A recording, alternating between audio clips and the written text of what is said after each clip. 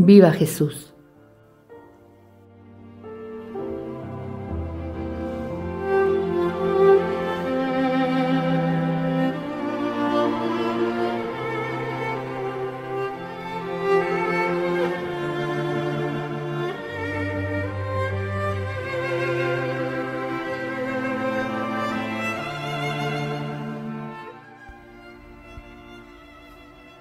De acuerdo a un decreto de la Penitenciaría Apostólica del 21 de enero de 2008, los guardias de honor del Sagrado Corazón de Jesús pueden obtener indulgencia plenaria el día de la primera consagración e inscripción y el día de la fiesta del Sagrado Corazón de Jesús. Igualmente, también concede indulgencia plenaria a los guardias de honor en la fiesta del Inmaculado Corazón de María. Se obtiene la indulgencia plenaria de acuerdo al artículo 13 de los Estatutos de la Guardia de Honor del Sagrado Corazón de Jesús a los miembros de la asociación con las condiciones ordinarias. Confesión. Comunión.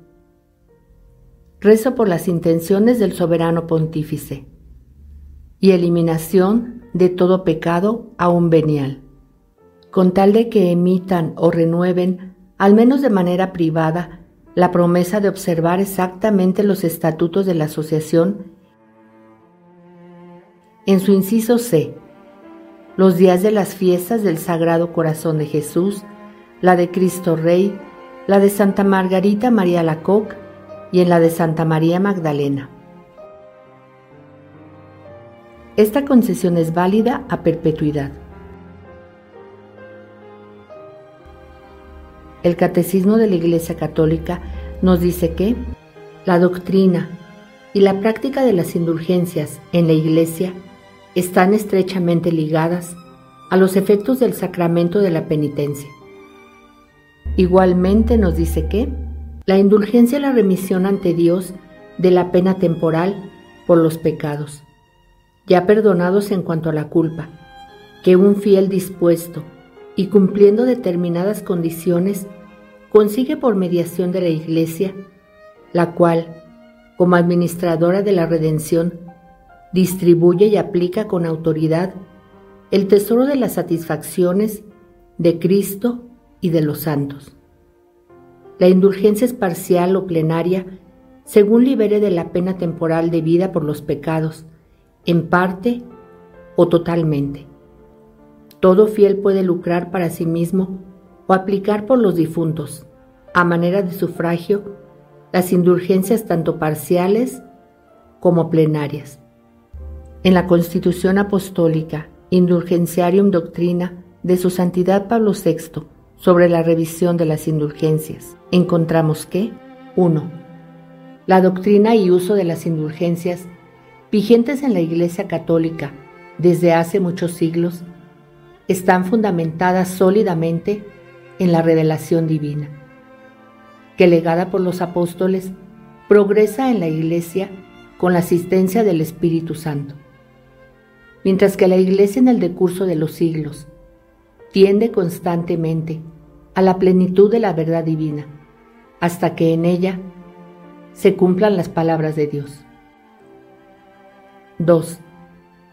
Según nos enseña la divina revelación, las penas son consecuencia de los pecados, infringidas por la santidad y justicia divinas, y han de ser purgadas bien en este mundo, con los dolores, miserias y tristezas de esta vida, y especialmente con la muerte, o bien por medio del fuego, los tormentos y las penas catarterias en la vida futura. Por ello los fieles siempre estuvieron persuadidos de que el mal camino tenía muchas dificultades y que era áspero, espinoso y nocivo para los que andaban por él. Estas penas se imponen por justo y misericordioso juicio de Dios para purificar las almas y defender la santidad del orden moral y restituir la gloria de Dios en su plena majestad. Pues todo pecado lleva consigo la perturbación del orden universal, que Dios ha dispuesto con inefable sabiduría e infinita caridad, y la destrucción de ingentes bienes, tanto en relación con el pecador como de toda la comunidad humana. Para toda mente cristiana, de cualquier tiempo, siempre fue evidente que el pecado era no solo una transgresión de la ley divina, sino además, aunque no siempre directa y abiertamente, el desprecio u olvido de la amistad personal entre Dios y el hombre, y una verdadera ofensa de Dios, cuyo alcance escapa a la mente humana. Más aún, un ingrato desprecio del amor de Dios que se nos ofrece en Cristo, ya que Cristo llamó a sus discípulos amigos y no siervos. 3. Por tanto, es necesario para la plena remisión y reparación de los pecados no solo restaurar la amistad con Dios por medio de una sincera conversión de la mente y expiar la ofensa infligida a su sabiduría y bondad, sino también restaurar plenamente todos los bienes personales, sociales y los relativos al orden universal, destruidos o perturbados por el pecado, bien por medio de una reparación voluntaria que no será sin sacrificio, o bien por medio de la aceptación de las penas establecidas por la justa y santa sabiduría divina, para que así resplandezca en todo el mundo la santidad y el esplendor de la gloria de Dios. De la existencia y gravedad de las penas se deduce la insensatez y malicia del pecado y sus malas secuelas. La doctrina del purgatorio sobradamente demuestra que las penas que hay que pagar o las reliquias del pecado que hay que purificar pueden permanecer, y de hecho frecuentemente permanecen después de la remisión de la culpa, pues en el purgatorio se purifican después de la muerte las almas de los difuntos que hayan muerto verdaderamente arrepentidos en la caridad de Dios, sin haber satisfecho con dignos frutos de penitencia por las faltas cometidas o por las faltas de omisión. Las mismas preces litúrgicas, empleadas desde los tiempos remotos por la comunidad cristiana reunida en la Sagrada Misa, lo indican suficientemente diciendo: pues estamos afligidos por nuestros pecados, líbranos con amor, para gloria de tu nombre. Todos los hombres que peregrinan por este mundo cometen por lo menos las llamadas faltas leves y diarias, y por ello todos están necesitados de la misericordia de Dios, para verse libres de las penas debidas por los pecados. 4. Por arcanos y misericordiosos designios de Dios, los hombres están vinculados entre sí por lazos sobrenaturales, de suerte que el pecado de uno daña a los demás, de la misma forma que la santidad de uno beneficia a los otros. De esta suerte, los fieles se prestan ayuda mutua para conseguir el fin sobrenatural. Un testimonio de esta comunión se manifiesta ya en Adán, cuyo pecado se propaga a todos los hombres.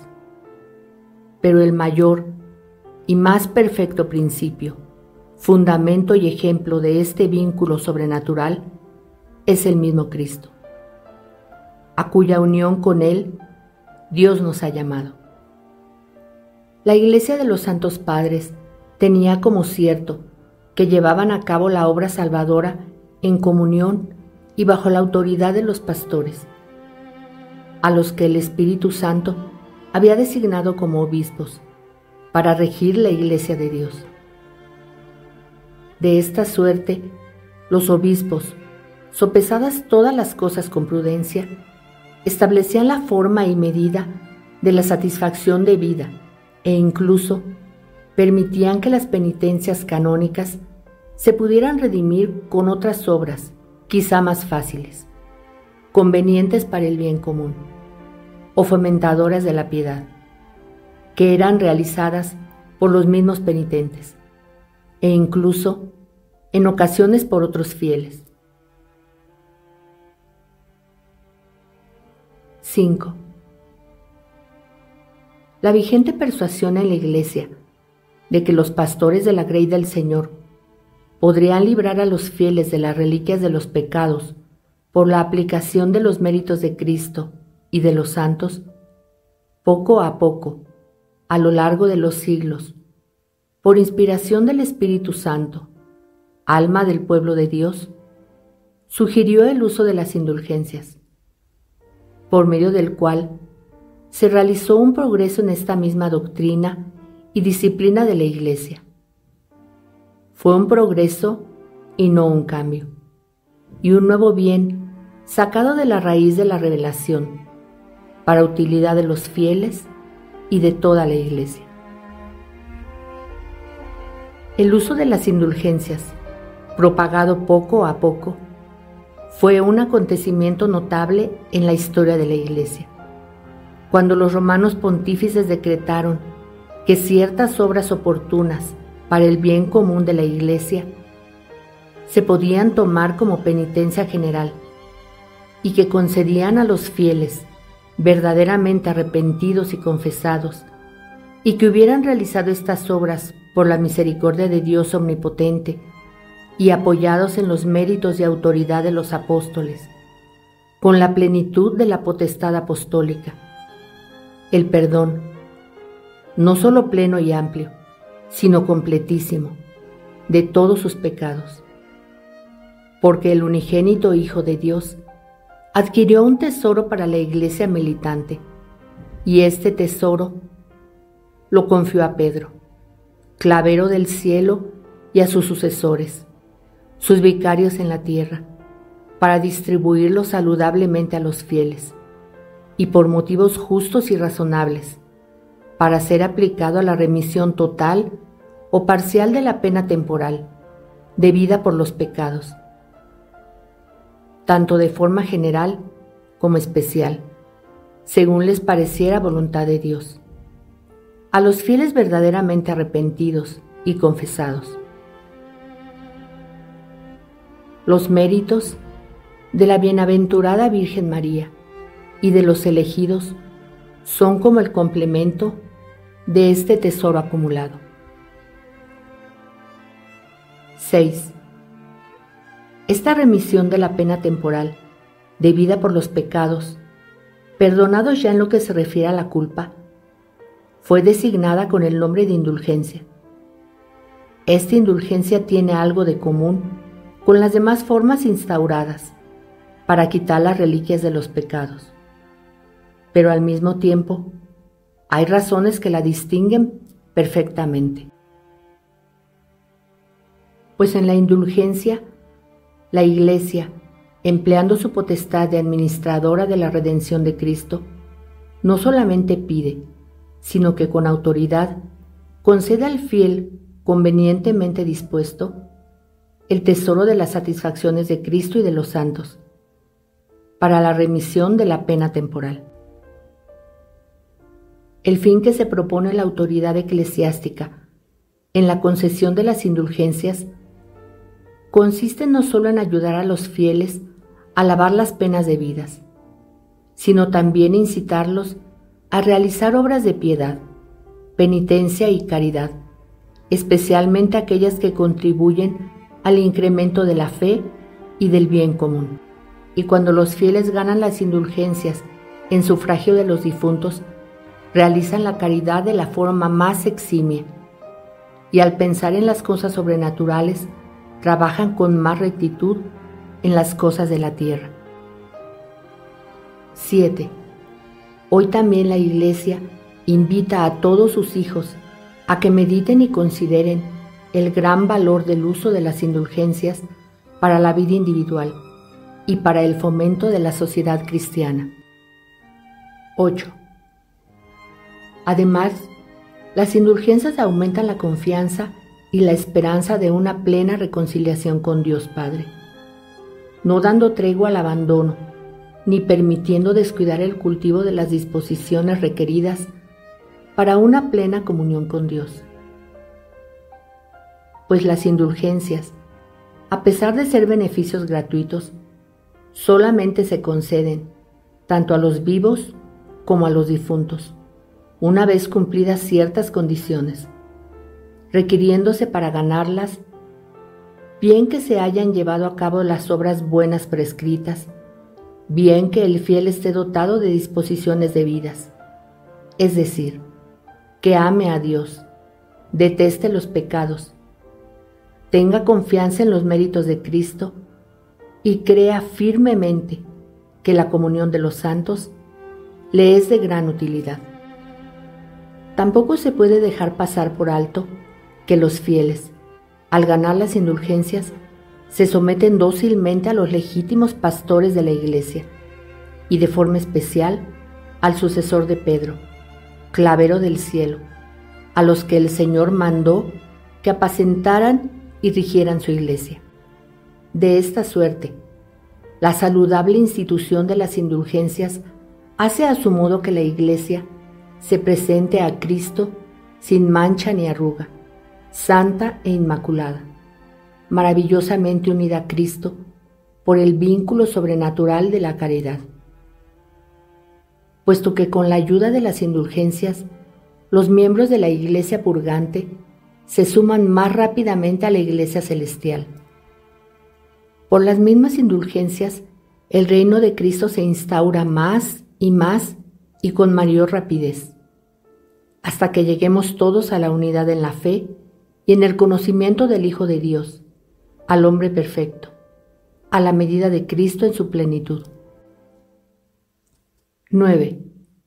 Basada en estas verdades, la Santa Madre Iglesia, al recomendar nuevamente a los fieles el uso de las indulgencias, como uso muy grato al pueblo cristiano a lo largo de muchos siglos y también en nuestros tiempos, como lo prueba la experiencia, no pretende quitar importancia a las demás formas de santificación y purificación, en especial al santo sacrificio de la misa y los sacramentos, sobre todo al sacramento de la penitencia, ni tampoco a los copiosos auxilios denominados bajo el nombre común de sacramentales, ni a las obras de piedad, penitencia y caridad.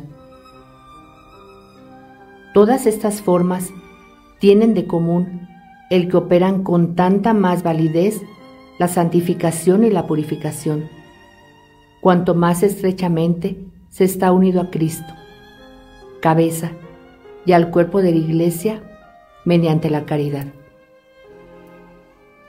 Las indulgencias confirman también la supremacía de la caridad en la vida cristiana,